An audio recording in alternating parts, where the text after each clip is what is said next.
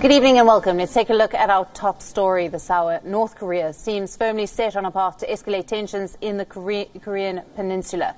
After blowing up an inter-Korean liaison office, the North is now planning to scale back commitments aimed at normalizing the situation along the inter-Korean border.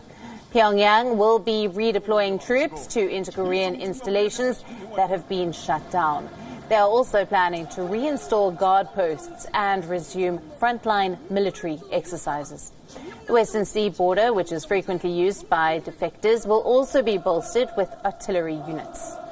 South Korea has condemned the North's decision to redeploy troops to the border.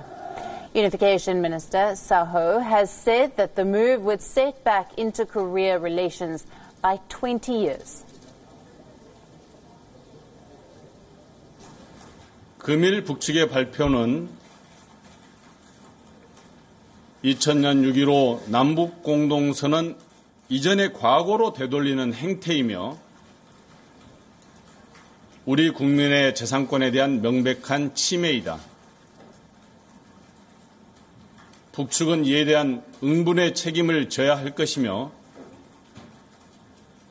추가적인 상황 악화 조치를 중단할 것을 촉구한다. As per an agreement signed in 2018, North and South Korea had agreed to demilitarize the inter-Korean border. The North had in fact withdrawn troops from some parts of the DMZ to fulfill its end of the bargain. Now, the last couple of days, however, have been a major setback for South Korea's President Moon Jae-in, who has been leading the reconciliation process. In a last-ditch effort to de-escalate the situation, President Moon offered to send his national security advisor and espionage chief as a special envoy to the North. But this offer was flat-out rejected by Pyongyang. Kim Jong-un's sister, Kim Joo-ong, has called it a sinister and tactless move by the South Korean president. Pyongyang's decision to resume military build-up at the DMZ comes a day after it blew up a liaison office along the Korean border.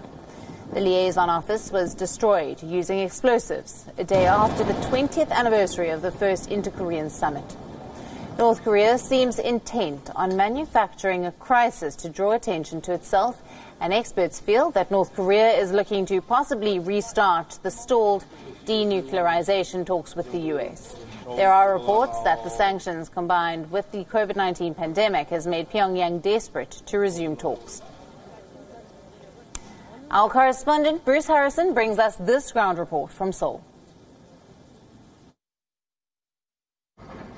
I think there's two key things North Korea is up to. One, it wants to put pressure on the South Korean government to try and draw concessions out of South Korean President Moon Jae-in. They've chosen a very dramatic way to do that by blowing up this building.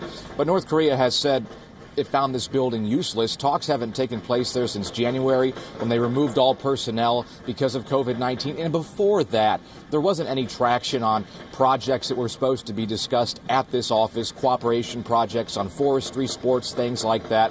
So North Korea saw this as a good way to get the South's attention and put pressure on Seoul. They know that President Moon Jae-in has an absolute majority in parliament right now, and they're hoping maybe he'll break with the U.S. He will force through some laws, some bills to get economic relief to North Korea. I think that's North Korea's long game right now. When it comes to the United States, they may also be trying to draw the U.S. back to the negotiating table with such a dramatic move like that by ratcheting up tensions. They haven't made any major military moves yet. The demolition of this building was not a military move. They are now threatening military action, including returning troops to the border. Maybe that will draw the U.S.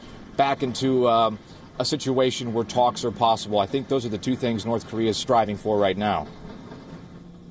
I've heard some interesting theories about that. We've seen more and more of Kim Yo-jong since 2018 when she joined the North Korean delegation to the so-called Peace Games, the 2018 Winter Olympics in Pyeongchang. And in recent weeks and months, she has been more often heard in state media condemning the South, especially over the past few days, really belittling South Korea for these activist activity here, as well as their failure to hold up to commitments under the inter-Korean deals.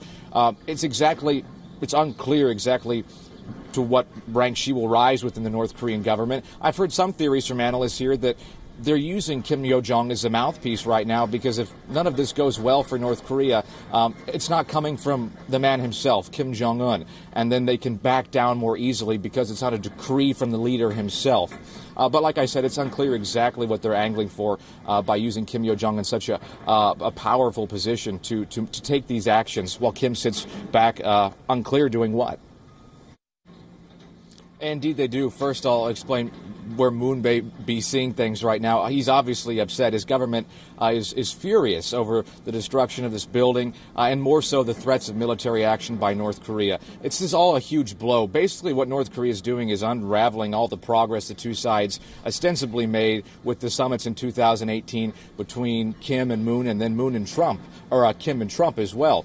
You know, if they send troops back to these areas, it's going to be devastating for Moon. We're talking about Kaesong Industrial Complex, a joint factory operation, North Korean labor, South Korean capital, always been a site of peace, cooperation, and then the Mount Gumgang Resort on the east coast, where South Korea had hoped to see tourists returning, crossing the border, using that facility.